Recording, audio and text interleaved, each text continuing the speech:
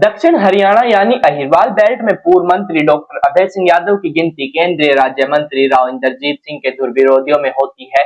वे कई बार अपने social media account पर पोस्ट डालकर राव इंद्रजीत सिंह को घेरते रहते हैं। चाहे वह गांव कोरियावास में 725 करोड़ रुपए की लागत से 800 बेड का मेडिकल कॉलेज का मामला हो या फिर अहिरवाल बेल्ट को लेकर हो रही राजनीति, कई मौकों पर तो अभय यादव खुलकर कह भी चुके हैं कि कुछ बड़े लोगों के लिए महानायक राव तुलाराम केवल राजनीतिक कवच हैं जिन्हें सुविधा अनुसार पहनते हैं।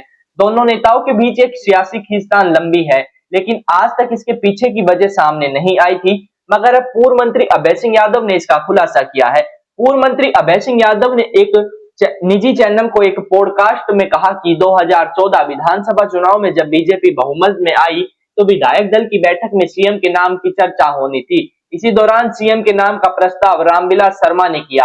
अहिरवाल बेल्ट के 4 बीजेपी विधायक राव इंद्रजीत सिंह का नाम लेकर मीटिंग में खड़े हो गए, लेकिन मैं बैठा रहा। यही वजह है कि राव इंद्रजीत सिंह मेरे से आज तक नाराज हैं।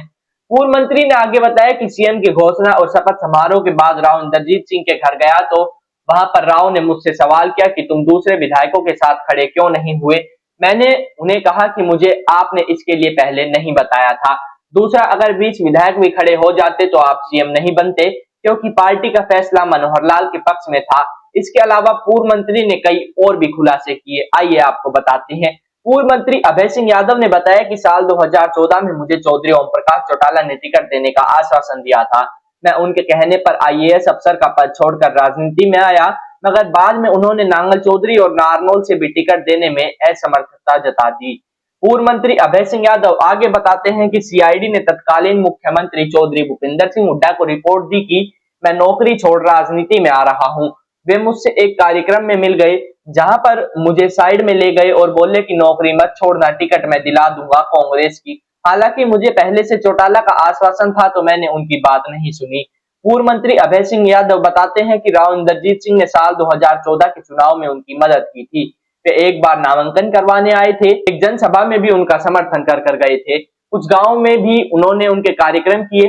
पहले चुनाव में उनकी करीब 900 वोटों से जीत दर्ज हुई थी।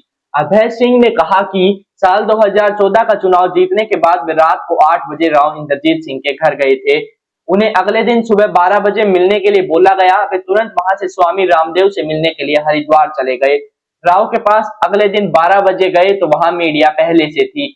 उनसे सवाल हुआ कि सीएम किसे चाहते हो, तो उन्होंने राव इंद्रजीत सिंह का नाम लिया। अभय सिंह बताते हैं कि उन्होंने राव इंद्रजीत सिंह से कहा कि आप 7 साल पहले हुड्डा के खिलाफ रहे, जिससे क्षेत्र का नुकसान हुआ। अब मनोहर लाल के खिलाफ रहेंगे तो इससे क्षेत्र का और भी नुकसान होगा। सीएम वाली बात अगले चुनाव में देखी जाएगी, हमें काम करवाने चाहिए। उन्होंने उनसे कहा कि तू चला जा, करवा ले काम। वे उस दिन से सीएम के पास अपने क्षेत्र के काम ले जाने लगे और वो करते गए। अभय सिंह कहते हैं कि विधानसभा चुनाव 2019 से पहले उनकी विधानसभा के एक गांव में हुए कार्यक्रम के दौरान राव इंद्रजीत सिंह ने उन्हें गद्दार बताया था। इसके बाद ओम प्रकाश रेडियो के नामांकन कार्यक्रम के दौरान भी इन्हीं शब्दों का उनके लिए प्रयोग किया गया, मगर फिर वे 2019 का चुनाव 21,000 वोटों से जीत गए। पूर्व मंत्री ने कहा कि 2024 के चुनाव के दौरान मेरी हार में राव इंद्रजीत सिंह का बड़ा फैक्टर नहीं है। मेरी हार के कई कारण हैं, लेकिन मैंने सभी पर पार पा लिया था। अगर 26 बूथों पर पुलिस का सहयोग मिल जाता तो मेरी हार नहीं होती। चूंकि अब हार हो गई तो मैं उसे स्वीकार करता हूं। उन्होंने कहा कि रामविलास शर्मा की पार्टी ने टिकट बदलकर कंवर सिंह यादव को प्रत्याशी बनाया। रामविलास शर्मा ये समझने लगे कि ये सब मेरी वजह से हुआ है, मगर मैं इतना बड़ा आदमी नहीं था कि मेरे कहने से टिकट बदली जाती। इससे ब्राह्मण वोटर नाराज हुए और रामविलास के बेटे भी कुछ जगह पर मेरे खिलाफ गए। यादव ने कहा कि सांसद धर्मवीर सिंह की टीम नांगल चौधरी में खुलकर मेरे खिलाफ काम कर रही थी, जबकि उनके चुनाव में मैंने पूरा जोर लगाया था। मेरे लिए सबसे हैरानी वाली बात उनके लोगों की खिलाफत करना ही था। उन्होंने कहा कि चुनाव के दिन मैं अधिकारियों को फोन करता रहा। 26 बूथ ऐसे थे जहां 90% वोट डले। मेरे खिलाफ यहां 11,000 की लीड कांग्रेस प्रत्याशी को मिली। पुलिस वाले छाव में बैठे थे। मेरे एजेंट तक को बाहर कर दिया गया, लेकिन उस दिन पुलिस ने कोई एक्शन नहीं लिया। सियासी सूत्र बताते हैं कि वर्ष 2019 के विधानसभा चुनाव में राव इंद्रजीत सिंह अभय सिंह का टिकट कटवाना चाहते थे, तब तो सफलता नहीं मिली, लेकिन 2024 में डॉक्टर अभय की हार के पीछे उनकी भूमिका मानी गई। नांगल चौधरी सीट से कांग्रेस कैंडिडेट मंजू चौधरी ने दावा किया था कि भाजपा के सांसद और केंद्रीय राज्य मंत्री राव इंद्रजीत ने 2019 के चुनाव में नांगल चौधरी सीट पर पार्टी कैंडिडेट अभय सिंह यादव को हराने की कोशिश की थी। 2024 के विधानसभा चुनाव के दौरान मंजू चौधरी ने कहा था कि पिछले चुनाव में राव इंद्रजीत सिंह ने बीजेपी उम्मीदवार अभय सिंह यादव की जगह मेरी मदद की थी। इस बार भी नांगल चौधरी सीट से बीजेपी कैंडिडेट अभय सिंह यादव को हराने में राव इंद्रजीत सिंह मेरी मदद करेंगे।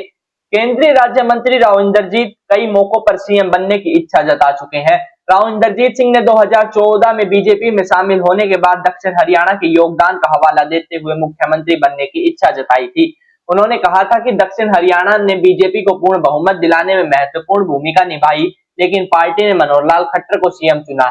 सितंबर 2024 में राव इंद्रजीत सिंह ने रेवाड़ी में एक बयान में कहा कि दक्षिण हरियाणा की जनता चाहती है कि वे सीएम बने और अगर इस क्षेत्र ने बीजेपी को समर्थन न दिया होता तो मनोहर लाल खट्टर 2 बार सीएम नहीं बन पाते। हाल ही में डिनर डिप्लोमेसी की वजह से राव इंद्रजीत सिंह और उनकी बेटी स्वास्थ्य मंत्री आरती सिंह राव भी चर्चा में आई थी।